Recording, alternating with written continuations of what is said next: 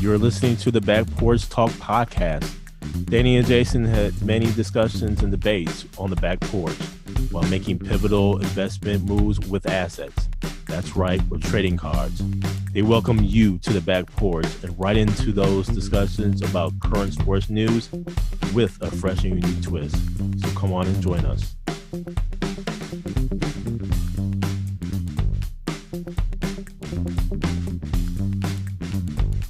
Welcome to the Back Porch Talk podcast. I'm your co-host, Jason.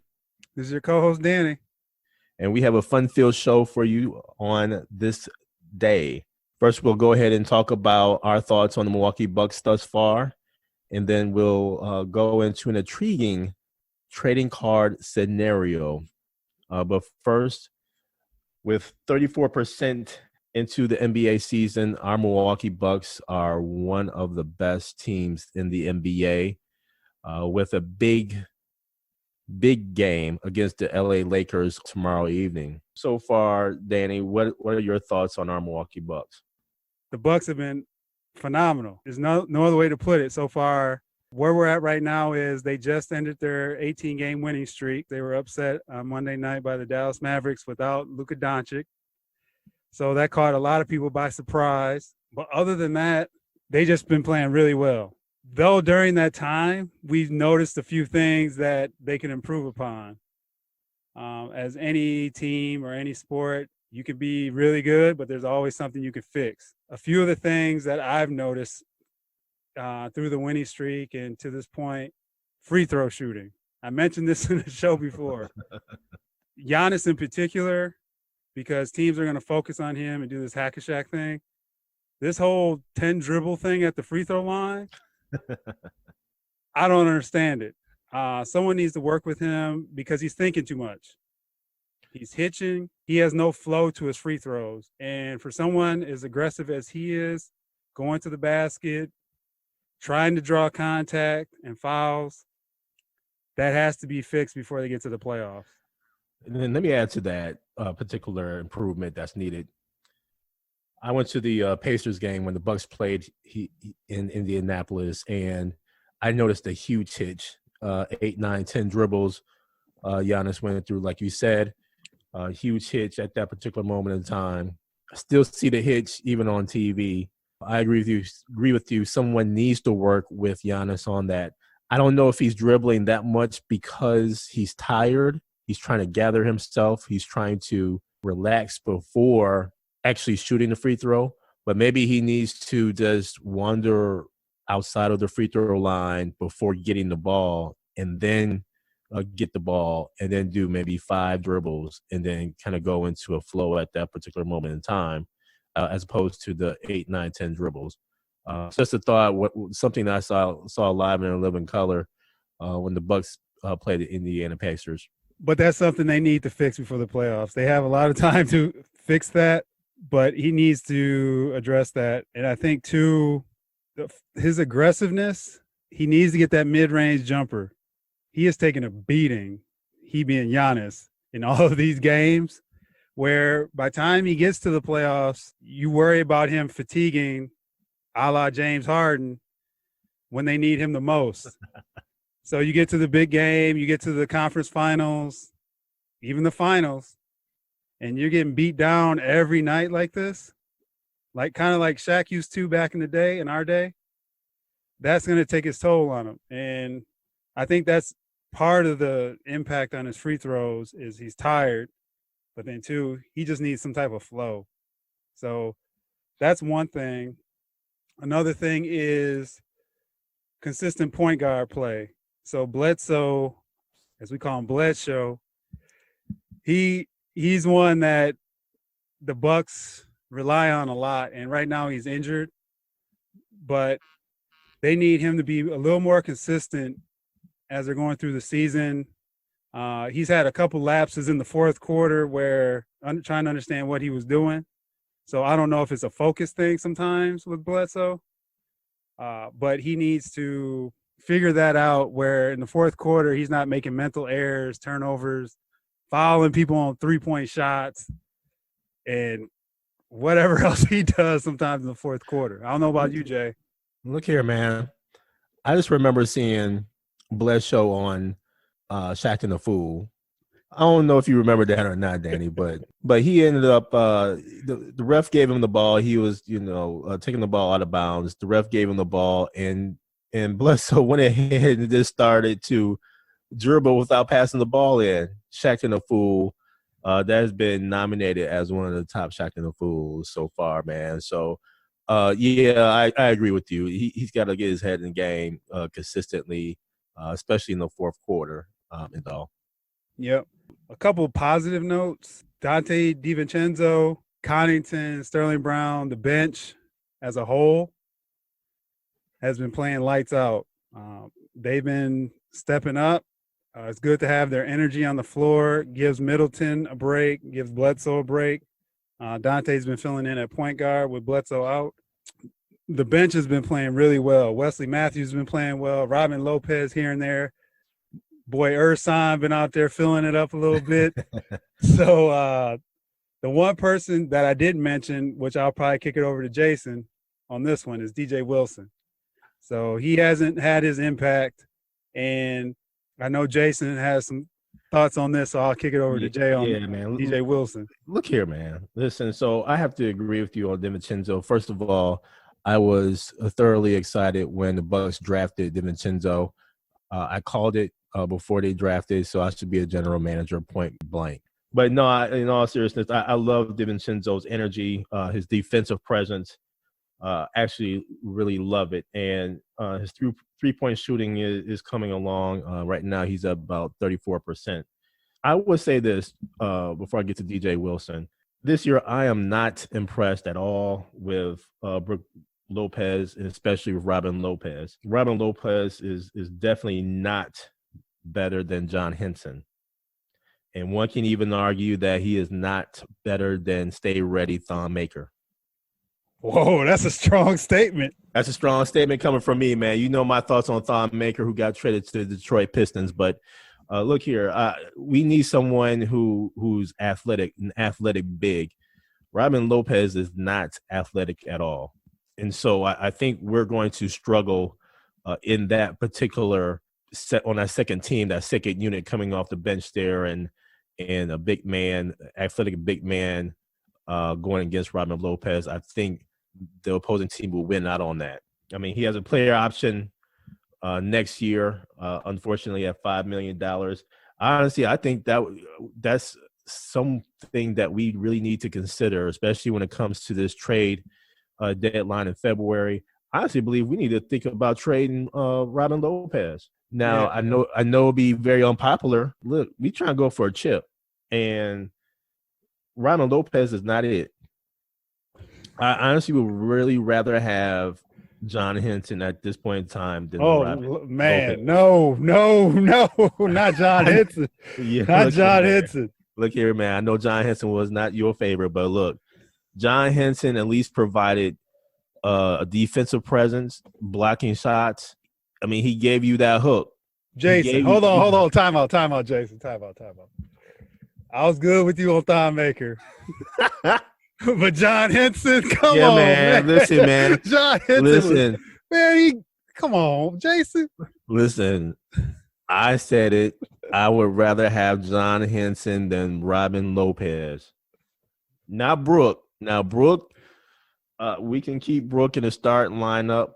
Like I said, I'm not impressed with what Brook is doing. His numbers are down a little bit this year. Yes, he's not playing as many minutes, maybe 2-3 less minutes this year than last year, down 3 points a game or what have you.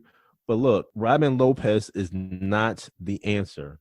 And we need someone who is an athletic big, who can get rebounds, who is more of a defensive presence down low. I'm not saying that John Henson is Kareem or Shaq or anything like that, but he is more athletic than Robin Lopez. And I think that's something that we honestly really need to consider. Or getting to DJ Wilson, or we start playing DJ Wilson more in place of Robin Lopez. This Robin Lopez scenario may be unpopular, primarily because y'all seen it, man. All the pregame antics in the in the hallways and everything with Robin, Giannis, Wesley Matthews, and all acting like they playing, they wrestling and everything. Giannis doing the cobra, hitting Robin upside the head and everything, and then Wesley Matthews or Giannis pinning him for the 1-2-3 count. Listen, other than that, off the court, listen, Robin Lopez is not the answer down low in the middle for us, man. And we got to really consider doing that thing in terms of making a trade. I'm sorry, it's unpopular, but look, we trying to go for a chip. Can I interject one thing to right add to your point? Mm-hmm. So if you saw the Memphis game last Friday night, mm-hmm. It was case in point. Jaren Jackson Jr. He was eating them up, man. They could not do anything. He ended up with 43 points, and they could not do anything on the pick and roll, the pick and pop. And it's both Brooke and Robin suffer from this because they're slow of foot. Yeah. Where, like you said, you get those lengthy bigs that can shoot and take it to the basket. That's a liability on our side. Look, that's why I honestly believe in the preview for tomorrow's game against the Lakers, listen, the Lakers are going to pick and roll the hell out of the Bucks tomorrow night. Between AD, if AD plays, which it seems like he will be playing, he didn't play against the Pacers with the ankle injury. Look, the Lakers are going to pick and roll the hell out of the Bucks until the Bucks, get a athletic big. Man, that is going to be our downfall and our weakness. So yeah, we're gonna have to do something there. And let me back up here for a moment too, man.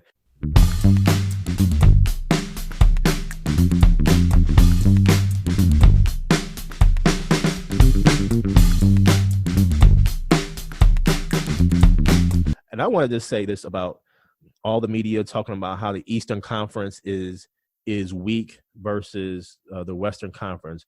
I just want to highlight something here. So we are 34% into the NBA season. The Bucks are currently 9-2 against the Western Conference. I mean, they played some great teams out of the Western Conference. Houston, they beat. Minnesota, they beat the Clippers twice.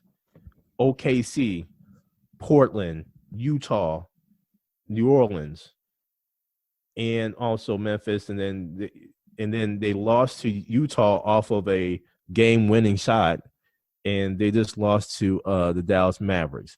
So I want to really just kind of dispel this whole thing that the Eastern Conference is weak versus the Western Conference. I mean, you can even go as far as saying, I mean, look at what just happened with the Pacers beating the Lakers. The Pacers are the 6th seed in the Eastern Conference with a 19-9 record right now. I mean, come on. In the 6th seed over in the Western Conference, you got the Utah Jazz at 16-11. Yeah. So make that make sense. So I think when we went into this dynamic duo situation, instead of a big three, we went to a dynamic duo scenario. I think that has actually changed the power, if you will. It made the NBA a little bit more. It made the NBA have more parity, and really, I think we need to stop it in the media to say the Eastern Conference is weaker than the Western Conference. No, I think what it is now is it's on and popping. It's on and popping, and the Eastern Conference is finally starting to really be at that same level as the Western Conference. Yep. And if you look at teams that are currently, if you look even the top 6 in the East versus the West, I could argue easily the East is better than the West based on the top 6 seeds in each. But we'll get to that in a different show because that's our comparison to our preseason rankings. Right, exactly.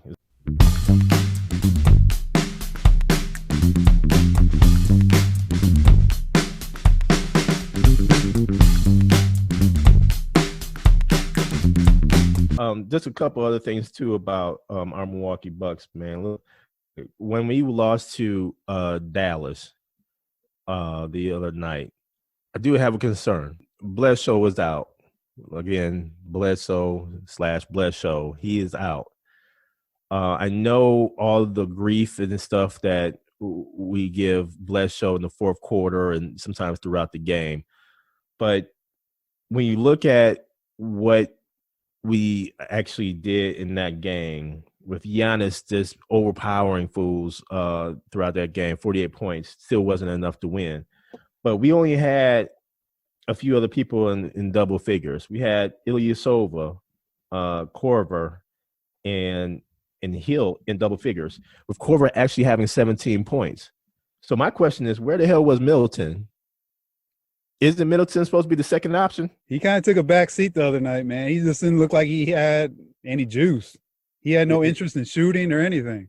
And so that's my concern right there. He's supposed to be the number 2 option, just got paid a hell of a lot of money and has been declared the second option. Now, I don't know if it was because Bledsoe was out that it just really disrupted things, but just as much grief as we give Bledsoe and everything, I think we got to give some kudos and some props to Bledsoe, because at times he can get us some baskets. He can get us some buckets down low and everything. I think that is something that we actually missed in this particular and 3-point game. shooting. And 3-point shooting. Yep. And so I think we really need to, just as much grief we give Bledsoe, we got to give him some kind of props too. Agree with that. So just a thought there. And kind of going back to Robin Lopez, I think what we really need is we need somebody like a Larry Sanders type, who has a little bit more offense. I think one thing that we did do is we did sacrifice our length. When you look at the Lakers are very tall, very big, and very lengthy. I mean, look at what they have with JaVale McGee, Dwight Howard, AD, LeBron. Well, even like their wings, Danny Green, Avery Bradley, those dudes are long too, man. Yeah, so I think what we'll see is I think you'll see that we have given up our size, i.e. John Henson. Oh, man, jeez. Man, were you drinking before the show, man? John Henson? Man, I'll compare John Henson to Phoenix Dembo. Oh, never that, man. Never that. But we did sacrifice some length there. Mm-hmm. And yes, we do have Sterling Brown, we have DiVincenzo, we do have Connaughton, who are scrappy, can shoot the three, range from 6'4" to 6'6", if you will, in height. But we sacrificed a little length there. So the game tomorrow evening is going to be very, very interesting. I think the Bucks are going to do well in the regular season. I think we need to make a trade. Now, will that trade actually happen in terms of getting Robin Lopez out of here? No, I don't think it's going to happen. So I think the fear is going to be that it's going to be a disruption in the locker room. I mean, now you're starting to think about the Blood Brothers and shipping one of them out. And so I don't think that is going to the trade is going to happen. But what I can see is DJ Wilson getting more time. DJ Wilson needs more time on the court. He's an athletic big. That is something that we are desperately missing right now. I said in the earlier show, one of the thoughts that I have with Coach Bud and how we lost to the Toronto Raptors in the conference finals is because we did not have an athletic big to guard Siakam. I think we're making the same mistake by not having an athletic big play, and we need to put DJ Wilson in the game, see what we get out of him. And if we don't get anything out of him, then that may be a trade bait there.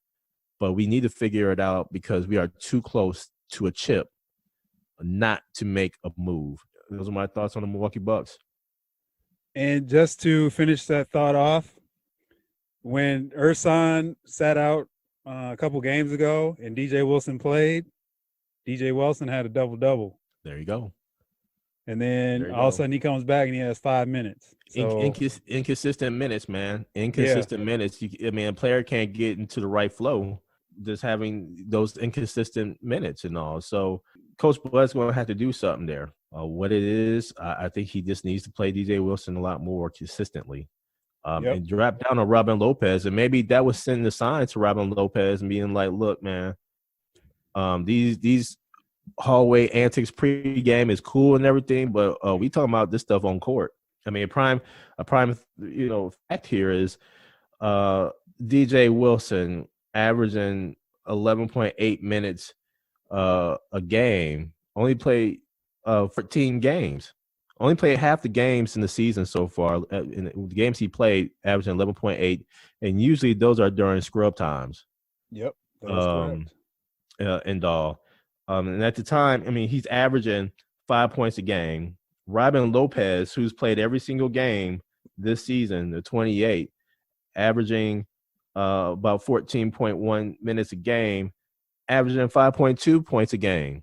When they picked up Lopez, I thought it was what they needed from an interior, scrappy, bang kind of guy, because that's what they missed too last year.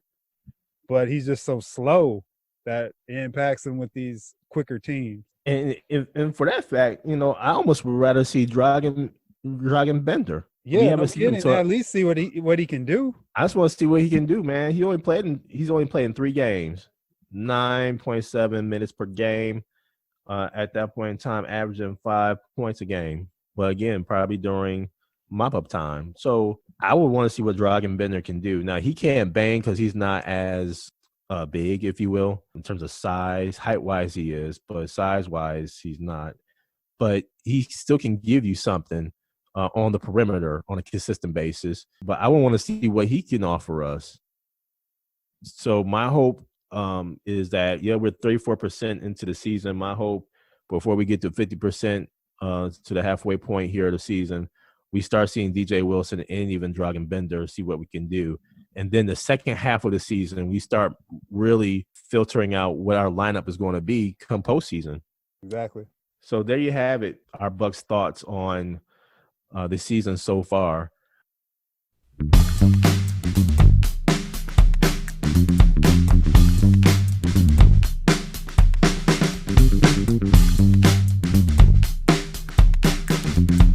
Now into the preview for the Lakers game on tomorrow. Danny, what are your thoughts on that? I think it's going to be a really good game. Obviously, it depends if Anthony Davis is playing, because obviously that impacts a lot of things the Lakers do. So if I'm going on the premise that AD is playing, I think the Bucks still end up beating them by about 8. I think the thing is, with the Lakers on the road, the Pacers kind of expose them a little bit on some of the things they're doing. If I watched a little of that game last night where your boy Brogdon, he sure did look good last night, but I'll leave that one alone. No, let's touch up on that. Listen, Brogdon is having a hell of a season.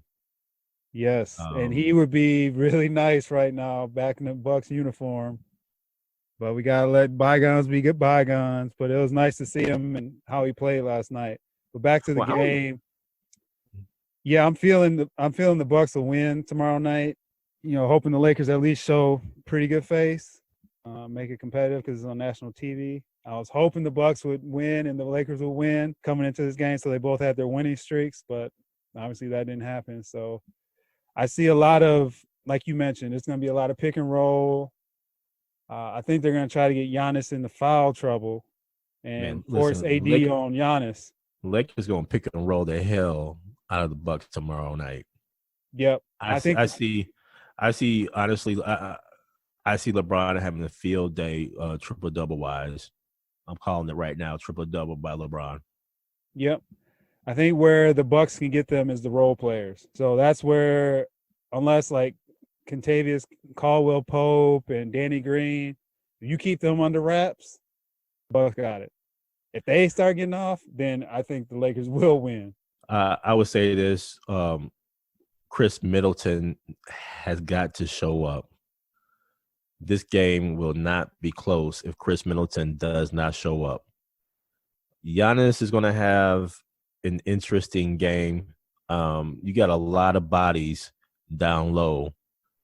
This is going to show what Giannis can do consistently with a jumper. Yeah, no, because they're going to throw – you got Dwight Howard, JaVale McGee, AD. They're going to throw all of them at him. They're going to throw all of them at him, especially down low. And I would even give it this. Giannis is going to be blocked about 3 times tomorrow tomorrow evening, and it's going to be highlight reels out of this world.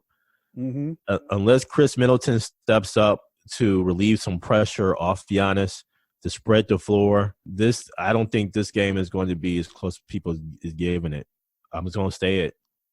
Unless Giannis steps up, Chris Middleton steps up, we need for Dante and Wesley Matthews to drain some threes just to open the floor up. And here's another thing, too, that I think the Bucks are going to really have to do tomorrow. They're going to have to put the ball in the hands of Dante and possibly Wesley Matthews and Chris Middleton to bring the ball up. Enough of this, allowing Giannis to bring the ball up, because just as easily, LeBron can act like Scottie Pippen when Scottie Pippen was on Magic Johnson in the 91 NBA Finals, and honestly just pick him up 94 feet and tire him out the whole game. Mm-hmm. I can see somebody doing that eventually, and I think this game might be that game and where it's tested out, and where LeBron or somebody actually picks up Giannis full court and tires him out. So this is where I believe we really miss Bledsoe. This is the type of game we miss Bledsoe in terms of bringing the ball up. So even his energy too. If you remember last year when they played the Lakers, even though the Lakers weren't that good, when they were out in LA, Bledsoe brought it. And he brought it. Hell of a game that game when they played the Lakers. Well, you know why he had a hell of a game, right? No, the reason why Bledsoe had that good game because right before the game he signed that extension contract. Oh, that's right. Yes, that's right. He had money. So Bledsoe got paid. He had his pockets. Bledsoe got paid and was like, "Listen, man, I'm about to go ahead and do this thing on the court, improve." This is the reason why I went ahead and paid me this money. I think the advantage the Bucks have on the Lakers is their young talent that they have off the bench that they can wear the Lakers down and run up and down the court and try to tire them out. The Sterling Browns, the Conningtons, the Dante DiVincenzo, and then having Korver out there hit some threes. That's where their advantage will be in the game. Danny, this is my prediction for tomorrow. I think that, again, the Lakers are going to pick and roll the hell out of Bucks. I'm calling a triple-double by LeBron. If AD plays, which all signs point to him playing, I think he's going to have a very aggressive game, something like a 25, 28, and 10 type game. I think Giannis is going to have a good game, but I think he's going to struggle a little bit there. Like what we mentioned, you have AD, you have LeBron, you have Dwight Howard, you have JaVale McGee. Those bigs are going to really load down on, down low. And so Giannis is going to have to step up his game on the three-point line. He's been doing a hell of a job so far this year in terms of improving from last year. But I think he's going to have to do something even mid-range wise just to open it up, and then so that way he can counter to go in. So I'm predicting and the other factor is Middleton. Middleton has got to step up, man. I mean, if he doesn't score 20, he's averaging 18 a game right now. If he doesn't get to 20, I'm calling it right now. If he doesn't get to 20, the Lakers will win this game. I agree with that. He needs at least 20 to shoot. I think 30. Honestly, I think he's going to have at least 25, really. But I'm being generous and saying, hey, you got to get at least 20, Milton. Yep. This is the type of game that you step up and play. And honestly, here's another thing too. I think that Coach Bud is going to have to play Middleton more. Middleton is only averaging 28 minutes a game right now. Mm-hmm. And so now I think it's time for him to step up to get to that 30 mark, especially in a game like this. Got to step up, Middleton, in order for the Bucks to win. Now, where's that other scoring going to come from? Brook Lopez. If he's on tomorrow, that pulls everyone out. Yeah. So I think, to your point, Middleton's the key, but 1B is Brook Lopez. I agree there. Drawing out the defense. I wholeheartedly agree.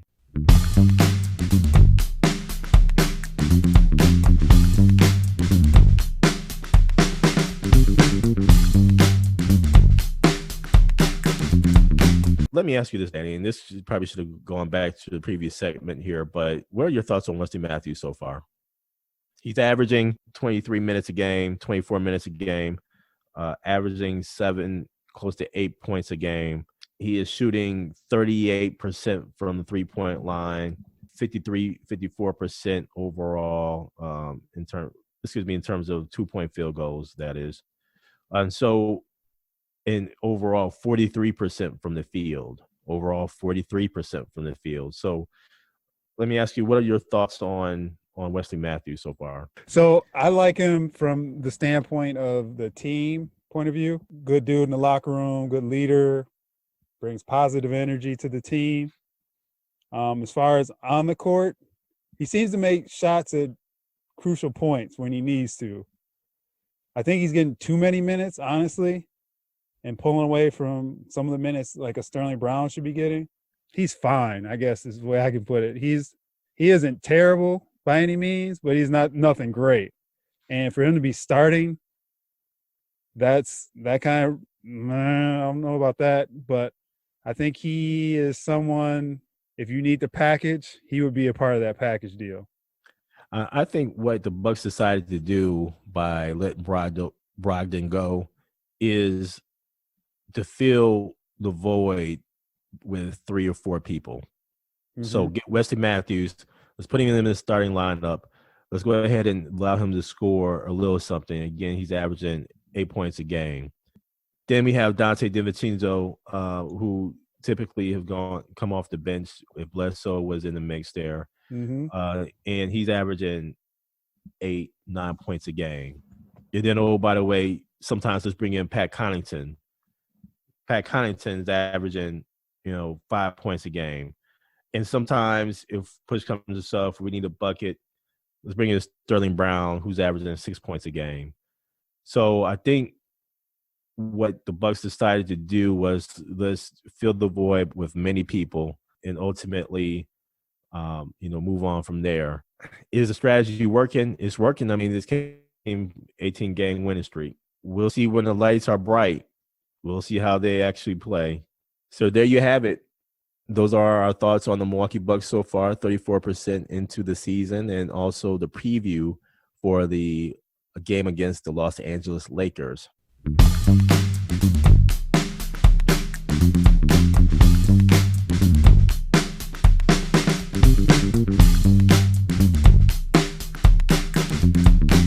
Now we'll go ahead and go into our trading card scenario for this show. Danny, why don't you go ahead and introduce the trading card scenario?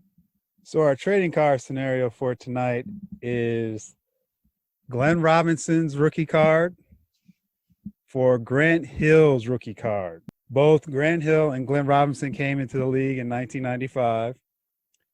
Glenn Robinson was the number 1 pick of the Milwaukee Bucks. And Grant Hill came right after Mr. Big Dog, as they called him, Glenn Robinson. So in this trading card scenario, just looking at overall high-level stats, Grant Hill played in the league 18 seasons. And I'm taking this from the perspective of current day. We can also debate if we were doing this back in 95. So we can take both approaches here. So right now, like I said, Grant Hill played 18 seasons. Glenn Robinson played 11. Glenn Robinson has 1 championship. Grant Hill did not get the championship. All-Star games, Grant Hill hit 7 All-Star games. Big Dog made 2. All NBA first team, Grant Hill had 1. Glenn Robinson had 0. All NBA teams in general, 5 for Grant Hill, 0 for Glenn Robinson. Rookie of the year was Grant Hill. So those are just a few of the highlights in this scenario. So if we take this from the perspective of today, I would definitely take Grant Hill just based on Grant Hill's overall game. And looking at, he was another version of Scottie Pippen. If you think of Scottie Pippen, a point forward who could shoot, who could pass, who could play defense. He's your prototypical player right now. He would strive in this league right now just based on the way he played. The only thing with Grant Hill was his injury history. He had really bad ankles. He had a really bad ankle sprain right at the peak of his career. And he missed maybe 4 or 5 years in a row based on this ankle injury. And he finished off the season, his career with the ankles. And he was able to piece some seasons together with Phoenix and things like that. That's Grant Hill. Big Dog was a scorer. Defense was not his forte. But he Big Dog had. That is an understatement. If I ever heard one. Listen, man, Big Dog did not play any defense whatsoever. It was like, man, he just decided to lie on the court. It was straight Olay. But Big Dog, in the scheme of the Bucks team, playing with Ray Allen and Sam Cassell and Tim Thomas and that group, he was the perfect player. And you talk about mid-range, you needed something between 12 to 18 feet, Big Dog was hitting it. Oh, yeah, Big Dog was hitting. Yeah, man. Big Dog, yeah, he had the mid-range game on lock. Doing this from a totality career perspective, it would be Grant Hill, hands down for me. If we're doing this in 95, I'm taking Big Dog. We were in school, and Big Dog was at Purdue, and you get home and on ESPN, you know, Grant Hill played with Duke, and everyone was, you know, Duke was nationally known. But then you watch Big Dog put up 30 and 40 on Cats, and he was getting maybe 10 boards a game, I believe, at the time, in that his junior year. There was nothing better than watching Big Dog at Purdue just bust people's eyes. Jason? Listen, man, let me jump in here, man. So, all right, so overall, you went overall. I just want to make sure you went overall. You would take Grant Hill, but I think it was the '94 draft that came out. But you said back then you would take Big Dog, right? If it was at that point in time, I'm taking Glenn Robinson's rookie card. Okay. If it's now, I'm taking Grant Hill's rookie card. Okay. I would say, you know, I would agree with you on if it was now, I would take Grant Hill. I'm gonna throw some names out at you, just so that way those who are a little bit younger can understand and realize the comparison here. So Grant Hill, you mentioned Scottie Pippen. I'm gonna throw a couple names out at you here. Klay Thompson, Paul George, Kawhi Leonard, Donovan Mitchell, Devin Booker, Zach LaVine. I think when you talk about Grant Hill, in my opinion, you know, those names I just mentioned, Grant Hill was back then when he came out. He was a combo guard, powerful guard. And one thing you got to keep in mind, too, this is when Jordan went ahead and retired. And there were thoughts that Grant Hill was going to take the mantle and run with it as being dubbed the next Jordan. Grant was the truth when he came into the league, man. And that was, you know, obviously one of the reasons why he was co-rookie of the year with Jason Kidd. Overall, career-wise, that includes his time at Duke. I would go with Grant Hill. I gotta disagree with you though, man. Listen, on if we were talking about trading cards, the rookie cards back then, yeah, 94, 95. Look, man, I'm taking Grant Hill all day on that one. Man, you crazy. Man, look here, man. The reason why I'm taking Grant Hill over Big Dog back then is because, look, Grant Hill, yeah, he played with Duke. I could not stand Duke, okay? Could not stand Duke whatsoever. But listen, Duke went ahead and played two of the most recognized teams in all college basketball. As a matter of fact, they've done a 30 for 30 on the Fab Five. They've done another ESPN special on the Running Rebels with Coach Tarkanian. Mm-hmm. And Duke beat both those teams. Let's be real. Grant Hill was on the squad that beat both teams. So hang on now. So the game that Duke, when Duke beat UNLV, the Running Rebels, back in '91, Grant Hill was on the squad, and yeah, he scored 11 minutes in that win, 79-77. Every point counted, obviously. When Duke played the Running Rebels the year before, and they got blown out by 30, Grant Hill was on the team. When Duke played the Fab Five, blew them out by 20 in the championship game. Grant Hill had 18 on him. My point is, Grant Hill played and beat, the teams that we recognize as a predominant college team. I mean, come on, man. Let's just be real. Back then, a lot of people were for UNLV, Running Rebels, man. They dominated the whole season. Oh, yeah. National champions the season before, ranked number 1 throughout the season the year after. And here they are blowing teams out, and they come across a Duke team that ended up beating them by 2. Grant Hill was a part of that. Fab Five. Come on, man. Everybody know about the Fab Five, man. I mean, it's a cultural phenomenon. They went ahead, baggy pants, baggy shorts, bald heads, dominating fools. Fab Five. Come on. Grant Hill went ahead and beat them. I'm not in no way am a fan of Duke, but I got to give props where props is due. I would go ahead and take Grant Hill over Big Dog purely because the potential that he has in the NBA based upon the names that I provided earlier and how he could compare.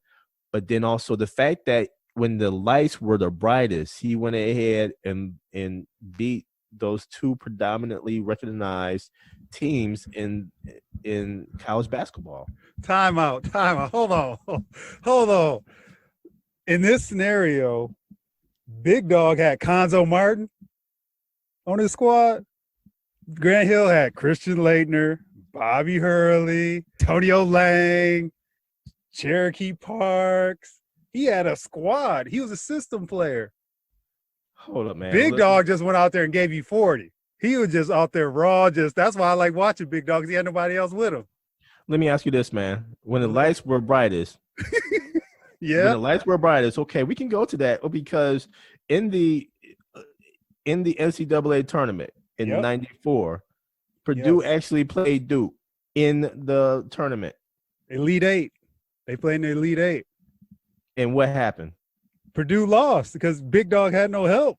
Big Dog didn't do a damn thing that night, hold man. On, Big hold Dog, on. We're going to check some box scores here. Hold man, on. I'm looking at the box scores, man. Big Dog only had 13. How many Grant Hill have? Man, Grant had 11. Oh, see? There we go. I won. No, but he's supposed to be all world though, meaning Big Dog. He's supposed to be all world, right? 13. Listen, man. They were boxing 1 in Big Dog that game because he had no help. Man, Matt Waddle had 16 on him, exactly, man. Matt Waddle, because he had to pass the ball because they were double teaming him the whole game. Because they knew he was coming in as a force. Look here, man. I mean, Duke, at the time they played, Duke had, this is their starting 5. Chris Collins, Antonio Lang, Jeff Capel, Cherokee Parks, and then Grant Hill. Grant Hill had 11 on him. And all I'm saying is this. Big Dog was supposed to, be dropping 20, 30, 40 points, man. Only came up with 13. Come on, man. Let's just be real. When the lights were shining brightest, he didn't show up. Man, he was 6 for 16 from the field that game, man. 0 for 6 from 3-point. They threw everything at him, Jay. 1 for 3 for the free throw line. When the lights were shining the brightest, Big Dog didn't step up, man. I'm going Grant Hill on that. Give me Grant Hill all day, every day. Now, let me ask you this. Since Yes. we disagree on that, let me ask you this. Yes. Because in that NBA draft, Yep. number 1 pick, Big Dog. Yes. Number 2 pick, Jason Kidd, who went to the Dallas Mavericks. Mm-hmm. Of course, Big Dog went to our Milwaukee Bucks. Number 3 pick, Grant Hill went to the Detroit Pistons. Okay. Yes. Let me ask you this. Do you feel that the Milwaukee Bucks made a mistake by getting Big Dog? Now, before you answer that, let me mention this. On that team, as I bring it up here, that Milwaukee Bucks team that we had back in 94, 95, that season, I mean, we had an interesting That's a good way to put it. interesting squad. And I would just say we had the likes of course, Big Dog being drafted, but we also had Ben Baker. Mm-hmm. We had John Barry. We had Todd Day, Tate George, Alton Lister. Alton Lister was still in the league back then. Alton Lister was in the league for a while, man. Let's be real. Lee Mayberry, Eric Mobley, Eric Murdoch, Johnny Newman, Ed Pinkney, and so Aaron Williams, Danny Young. So the Bucks actually had a relatively decent squad. I disagree with that, Jason. Yeah, that team was terrible. Well, let me say. Well, but decent squad. I play like this. Decent squad compared to the Detroit Pistons. Okay. Because the Detroit Pistons had, real quickly, they had, just to name some highlighted players here, Johnny Dawkins. They still had Joe Dumars. Of course, Grant Hill, but they had Allen Houston. They had Lindsey Hunter, Mark Macon. They also had Oliver Miller. And that was pretty much it. So compared to what the Detroit Pistons had, yeah, our squad was better. But I think our squad at least had the makings of a core unit with Ben Baker. That was his first year. I mean, going into his second year. I mean, you had Todd Day. That was going into his horrible, Jason. Mayday was not hitting on anything in 94, 95. Ben Baker I totally agree with you there. The rest of that team, I don't know. I thought the Detroit team you just named off with Allen Houston, Lindsey Hunter, was better. Joe Dumars. I put like this, man. We had a young squad. Yes, I agree with that. Except for Alton Lister. And looking at it, Alton Lister was going into his 12th, 13th year. Everybody else were either rookies or we were in the first, second, third years. Johnny Newman was in his 8th year. Mm-hmm. And Pinkney was in his 9th year. Danny Young was in his 9th year. Other than that, we had everybody else 1, 2, or 3 years in. So with that being said, if we had revisionist history on the draft that year, mm-hmm. I was hoping they would have took Jason Kidd. And not Grant Hill. You mean the only reason I said that was because I thought Jason Kidd would have been a nice facilitator for them. You mean the Bucks, right? For the Bucks, yes. Okay. If there was any, I prefer Big Dog over Grant Hill, as we talked about earlier, because I thought Big Dog was a scoring punch which he did prove to be. He was averaging 20.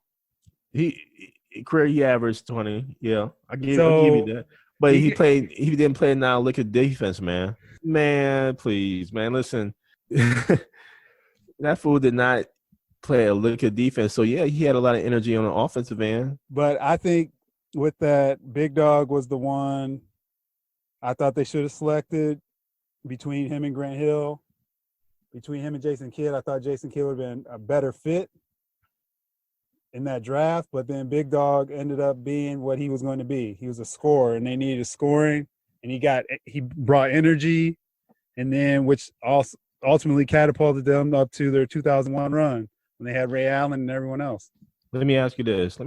Man. Who would you compare Big Dog to today? In today's game, whew, oh man, I'm gonna give you one while you think about it. I'm gonna give you one. Mm-hmm. Big Dog is almost like a bigger version of James Harden. Scoring. The only thing I would say, scoring, no defense. They didn't. Both don't play no defense. the only thing I would say is Big Dog didn't really have a handle. Like James Harden has a ridiculous handle. Yeah, true that. But Big Dog can score from any part of the floor. That was his thing. But he could not handle the ball really well. Let me ask you this. Yes. What about Middleton? Yeah, I can see a little of that. I think he was more aggressive than Middleton, though.